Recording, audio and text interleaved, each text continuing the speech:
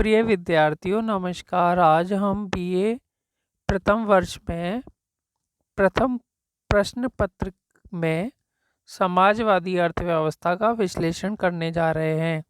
यह बिंदु टॉपिक जो है वह यूनिट ए के अंतर्गत आता है। समाजवादी अर्थव्यवस्था का जन्म पूंजीवाद के दोषों के कारण उत्पन्न हुआ, परंतु अलग अलग देशों में समाजवाद के स्वरूप में इतनी भिन्नता रही कि अलग अलग विद्वानों ने समाजवाद को अपने अपने ढंग से प्रस्तुत किया। प्रोफेसर जोड़ ने कहा, समाजवाद एक ऐसी टोपी है जिसका स्वरूप प्रत्येक व्यक्ति के पहनने के कारण बिगड़ गया है। समाजवाद का अर्थ एवं परिभाषा। समाजवाद आर्थिक प्रणाली का वह रूप है जिसमें उत्पत्ति एवं वितरण के प्रमुख साधनों पर सरकार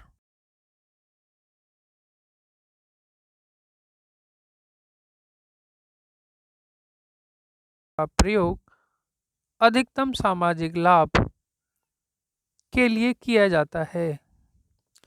प्रोफेसर डिकिंसन के अनुसार समाजवाद समाज का एक ऐसा आर्थिक संगठन है जिसमें उत्पत्ति के भौतिक साधनों पर संपूर्ण समाज का अधिकार होता है और इन साधनों का प्रयोग एक सामान्य आर्थिक योजना के अनुसार ऐसी संस्थाओं द्वारा किया जाता है जो समस्त समाज का प्रतिनिधित्व करती हैं तथा उसके प्रति उत्तरदायी होती हैं।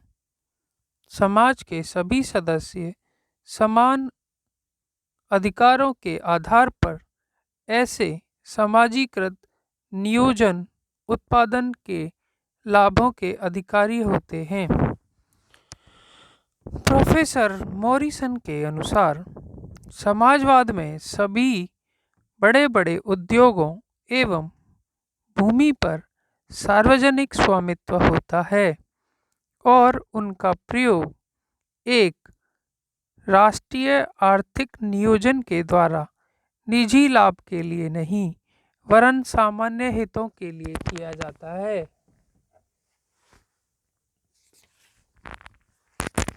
समाजवादी अर्थव्यवस्था के विशेषताएं। उत्पादन के प्रमुख साधनों पर सरकारी स्वामित्व। साम्यवाद एवं समाजवाद की प्रमुख विशेषता उत्पादन के सभी साधनों पर सरकारी स्वामित्व होना है।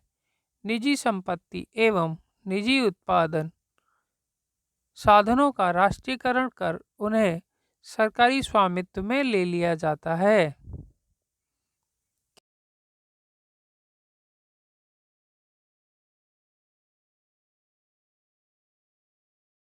विशेषता अर्थव्यवस्था के प्रत्येक क्षेत्र में केंद्रीय नियोजन की प्रभावी व्यवस्था का बोलबाला है।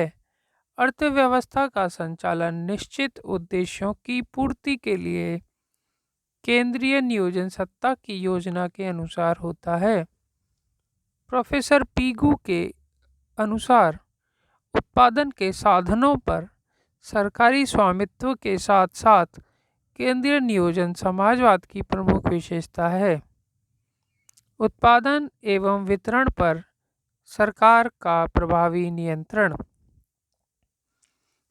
साम्यवाद एवं समाजवाद की तीसरी मुख्य विशेषता अर्थव्यवस्था में उत्पादन एवं वितरण पर सरकार का प्रभावी नियंत्रण होना है। सरकार ही निर्णय लेती है कि क्या उत्पादन किया जाए, कितना उत्पादन किया जाए और कैसे उत्पादन किया जाए।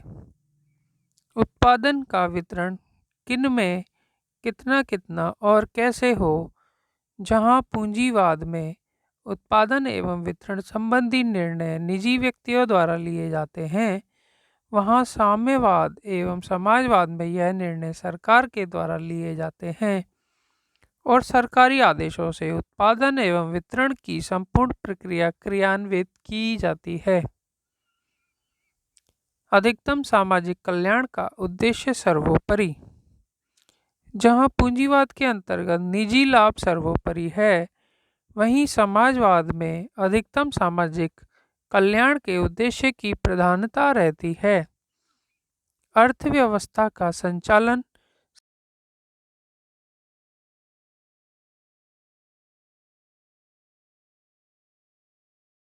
आर्थिक समानता की स्थिति। जहां पूंजीवाद में निजी संपत्ति, निजी लाभ तथा शोषण से आर्थिक असमानताएं बढ़ती हैं, वहीं साम्यवाद में या समाजवाद में सभी संपत्ति पर सरकारी स्वामित्व हो जाने, शोषण के समापन तथा निजी लाभ की अनुपस्थिति के कारण आर्थिक समानताएं स्थापित हो जाती हैं।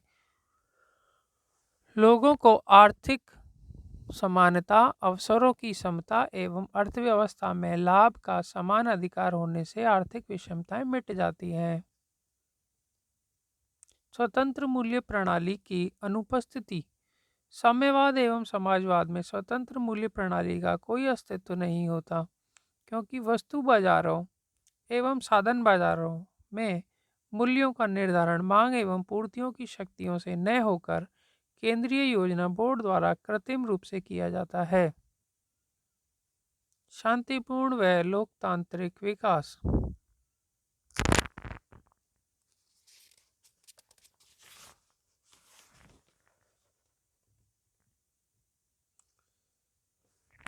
समाजवादी अर्थव्यवस्था में लोकतंत्र का महत्व बढ़ जाता है एवं शांतिपूर्ण तरीके से सरकार का नियंत्रण हो जाने, सभी साधनों पर सरकार का नियंत्रण हो जाने के कारण आर्थिक प्रगति होती है।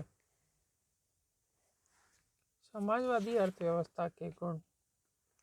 अधिक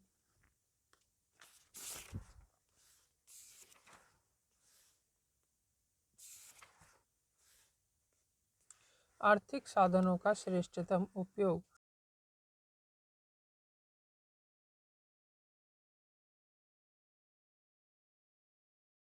है और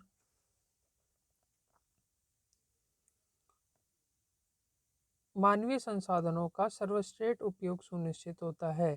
इससे आर्थिक साधनों का सर्वोत्तम एवं संतुलित प्रयोग होता है और अर्थव्यवस्था में साधनों के श्रेष्ठ उपयोग से सर्वांगीण विकास होता है। व्यापार चक्रों एवं आर्थिक अस्थिरता का अंत। साम्यवाद एवं समाजवाद के अंतर्गत संपूर्ण आर्थिक जीवन पूर्णतया नियोजित होता है। वस्तुओं की मांग एवं पूर्ति में संतुलन अथवा तालमेल बैठाकर कम उत्पादन की संभावना को समाप्त कर दिया जाता है। आर्थिक विषमता का समापन। प्रोफेसर पिगू के शब्दों में आर्थिक विषमता को समाप्त करने में पूंजीवाद की अपेक्षा समाजवाद अधिक सार्थक सिद्ध होता है। आर्थिक शोषण का अंत। समाजवादी अर्थव्यवस्था निजी लाभ से प्रेरित नहीं होकर सामाजिक कल्याण से प्रेरित होती है, अतः शोषण का समापन हो जाता है। पूंजीवादी तत्व शोषण करने में असमर्थ हो जाते हैं, क्योंकि प्रमुख आर्थिक साधनों पर तो सरकार का नियंत्रण अथवा स्वामित्व हो जाता है। बेकारी का अंत। समाजवाद एवं नियोजित अर्थव्यवस्था में मानवीय साधनों के उपयोग को सर्वोच्च प्राथमिकता दी जाती है। श्रम को उत्पादन की मूल्यवान पूंजी माना जाता है। बेकारी का निराकरण हो जाता है। रूस ने 1928 से 32 की पहली पंचवर्षीय योजना में ही बेकारी की समस्या को समाप्त कर दिया था तथा पूर्ण रोजगार की व्यवस्था कर दी थी। अधिकतम सामाजिक कल्याण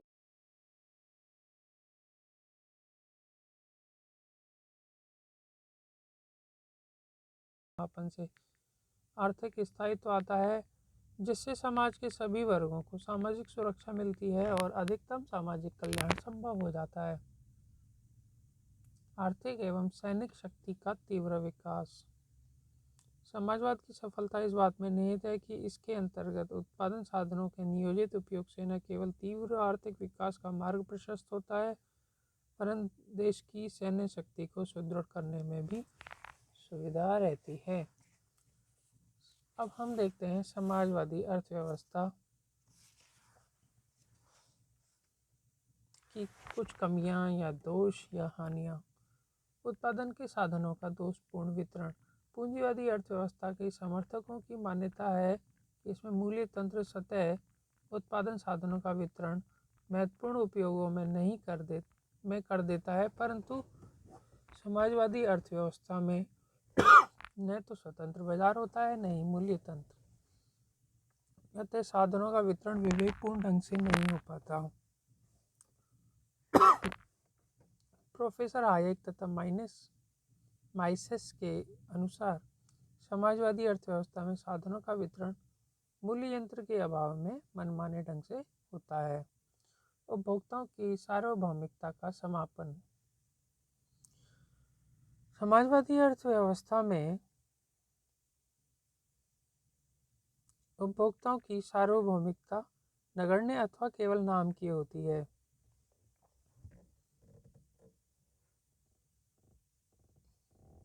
पूंजीवादी अर्थव्यवस्था में तो उपभोक्ता सम्राट और उनके उत्पादक सेवक होते हैं, परंतु समाजवाद में उपभोक्ताओं को चयन की स्वतंत्रता नहीं होती।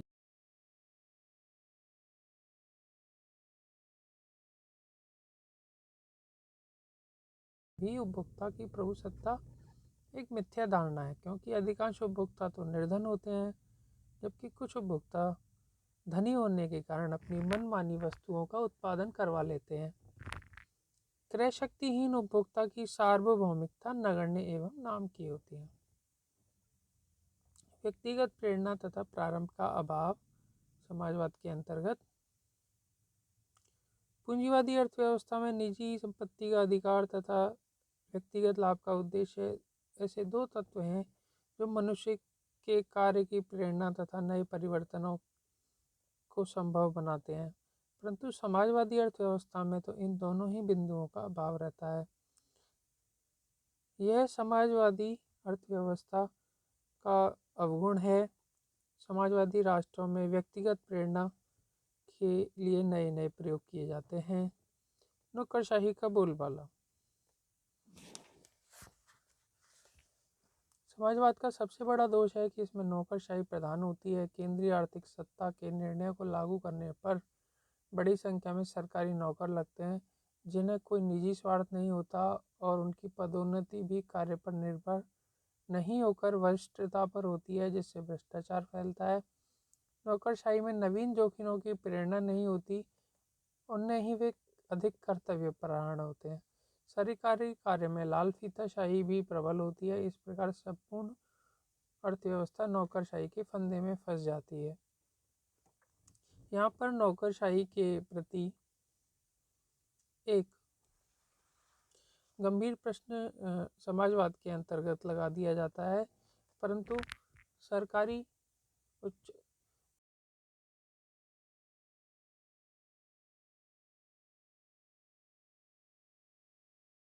व्यवस्था होने पर समाजवाद के अंतर्गत भी बेहतर परिणाम प्राप्त किए जा सकते हैं। सत्ता का अत्यधिक केंद्रीकरण तथा मानव शक्ति का दुरुपयोग। कुछ विद्वान समाजवाद में सत्ता के अत्यधिक केंद्रीकरण का विरोध करते हैं और ये कहते हैं कि आर्थिक नियोजन में अत्यधिक मानव शक्ति जो उत्पादन कार्य में प्रत्यक्ष योगदान कर सकती है, उन्हें योजना बनाने, गणना करने तथा उनके क्रियान्वयन की देखभाल करने पर लगाई जाती है, जिससे मानव शक्ति का दुरुपयोग होता है। निष्कर्ष के रूप में हम ये कह सकते हैं कि समाजवादी अर्थव्यवस्था में सीमित व्यक्तिगत स्वतंत्रता, आर्थिक सत्ता के विकेंद्रीकरण तथा विकास की प्रेरणाओं की प्रवृत्ति प्रबल होती है। इस प्रकार आप ये कह सकते हैं कि जहाँ एक और पूंजीवाद में उपभोक्ता और उत्पादक की स्वतंत्रता सुनिश्चित की गई है, वहीं सरकार समाजवाद में या साम्यवाद में समाज के प्रत्येक व्यक्ति के लाभों को अधिकतम करने की दृष्टि से, सामाजिक कल्याण को बढ़ाने की दृष्टि से उत्पादन के सभी साधनों और वितरण पर संपूर्ण सरकारी नियंत्रण को प्रमुखता दी गई है। परीक्षा में समाजवाद से प्रश्न इस प्रकार पूछे जा सकते हैं। समाजवाद क्या है समझाइए। समाजवाद की प्रमुख विशेषताओं को समझाइए। समाजवाद और पूंजीवाद में क्या अंतर है समझाइए। समाजवाद के प्रमुख दोषों को लिखिए। आशा है समाजवाद से संबंधित मेरा